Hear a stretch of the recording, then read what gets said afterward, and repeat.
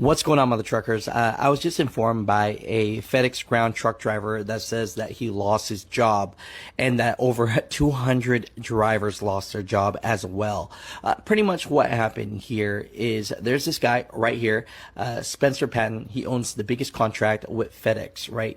And he has over 225 employees and 275 trucks, all right, out in Nashville, Tennessee. In 10 states he's operating. So big operation. Well, he's pretty much being very public and vocal in telling, everybody and all the other 6,000 contractors out there that, hey, FedEx treats us unfair and, we could barely hold up, that type of thing. Next thing you know, he goes to a Las Vegas conference for 2 days and pretty much tells everybody that all these 6,000 contractors for FedEx should shut down November 25th. And, FedEx sues him and says, hey, you're fear-mongering people and you're just doing this to profit your own business. They deleted, discontinued his routes. And now over 225 drivers. FedEx has come to the table with some really great changes. So I always joke that it's like 2.5. Great changes, huh? I'm going to be real with you. There is no great changes going on. The only thing good coming out of all this is that it benefits corporate. Especially with the Express merger. Because when they merged Express with Ground, they didn't have to have so many Express drivers. Express drivers get good benefits with FedEx. They don't like paying those benefits. And now they're talking about trying to merge Freight with Ground. Because they do not like paying for benefits. Now you've got Ground being slammed to the brim with Express packages and all these heavy pieces of furniture, and they're expecting you to make all those time-sensitive deliveries while unloading 5 couches because somebody got a big tax return. Most contractors only pay $150 a day. It doesn't matter how long it takes or how many packages you get, it's going to be $150 a day. And they won't pay contractors anymore because the CEO needs to give himself another 400% raise. So the word around town is UPS union stepped in and cut the deal with Amazon. So now they don't have to deliver none of the heavy stuff from Amazon, and now all of that stuff came over here to FedEx.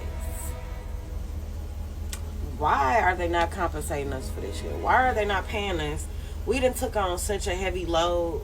When I say heavy, and then we also merged with Express, with FedEx Express. They're not paying us for this shit. We have not been compensated any further for the extra work that they done made us take on. And then they not even telling us or nothing. They like trying to not keep, they don't keep us in a loop for a reason. Because they don't want people to quit. But they've been losing people back to back. People quitting back to back. I'm finna cut my hours because there's no way that y'all finna give me all this extra work and nobody's finna pay me extra for that. I can go somewhere else. These packages won't get delivered on my end. I'm no longer the recruit for FedEx. Don't come to FedEx. I'm literally, like, every day I come in here and I'll be like, I'm about to quit. I'm about to quit. I'm about to just leave this truck and go. Don't come here. Don't come to FedEx. It's so different. When I first started here, like in 2020, when I first started working for FedEx, like originally, it was just packages. It was super sweet. It was easy. And we was off on Sundays. We didn't even work Sundays. It's totally different now. It's hardly any small packages anymore. Everything is large and in charge. You don't want to come here. Don't. I'm telling you now. So, word from the streets is UPS had a contract with Amazon. UPS ended up pulling out of the contract with Amazon. And guess who picked up the contract without no warning, no notifications, no nothing? Yep, that's right, FedEx. I was wondering why I had so many ICs, lawnmowers, snow blowers, trampolines. I got so many ICs every day for like the last 3 weeks, right? So I'm doing my homework, and yeah, FedEx took over the contract that UPS was supposed to take over. So now we getting hit with extra stops, extra packages. Not only that, Express and Ground merged. So yeah, man. Yeah, I think it's about time for me. I probably got like another 2 months left, man. FedEx just split itself in two, so let's make sure you're watching the right half. FedEx's board just approved spinning off FedEx Freight, their less than truckload arm, as a standalone company. We're talking tens of billions of revenue cut loose from the parcel business overnight. The reason this is important is because inside FedEx, trucking competed for money and attention against the bigger parcel network.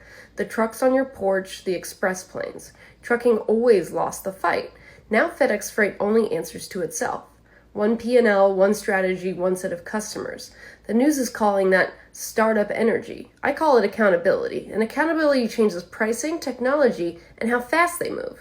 If you drive for FedEx Freight or any LTL carrier, pay attention. Standalone companies move faster on two things: technology and compensation.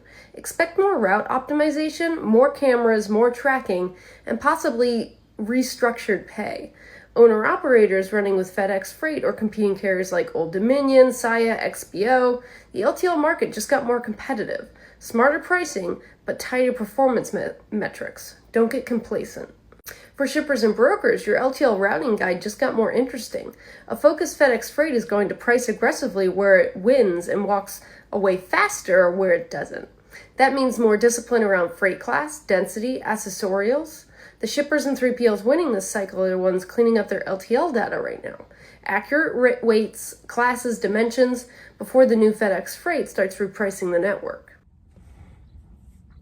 Okay, so there you have it, life in general. So as you seen in the clip, it seemed like the plot has definitely thickened with FedEx. And, you know, when jobs actually make various different changes or change protocol on different things, you know, it may be a lot of stuff that's unexpected. And you think that things may go one way and then it's a total different change because, you know, they probably didn't factor in various different things, right?